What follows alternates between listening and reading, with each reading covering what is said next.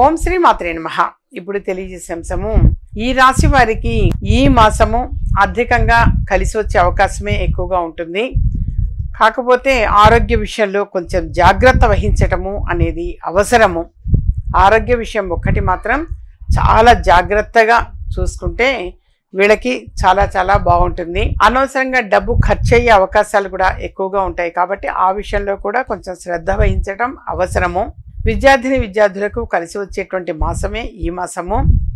అలాగే వీళ్ళు ఎక్కువగా ఆలోచిస్తూ ఉంటారు. ఆలోచన సరళిని కొంచెం తగ్గించుకోవటము అనేటువంటిది కూడా చాలా మంచిది. అలాగే వీళ్ళకి ఈ రాశి వారికి మరి 4వ స్థానంలో కేతువు, అలాగే మరి 7వ స్థానంలో రాహువు ఉండటం వలన కూడా వీరికి మరి ఆరోగ్య సమస్యలు అనేటువంటిది కొంచెం జాగ్రత్త వహిస్తూ ఉంటే మాత్రం ఇబ్బందులు అనేవి ఏవి కూడా రావు. కాకపోతే నవగ్రహ స్తోత్రము అనేటువంటిది పారాయణం చేయటం చాలా మంచిది. దుర్గా అమ్మవారిని దర్శించుకోవటం వలన కూడా వారికి అన్ని విధాలుగా కూడా కలిసి వస్తుంది. వీళ్ళు పరిహారంగా లక్ష్మీ అమ్మవారిని ఎక్కువగా ఆరాధిస్తూ ఉండాలి. ఓ మహాలక్ష్మీదేవి అయిన మహా అన్నా చాలు.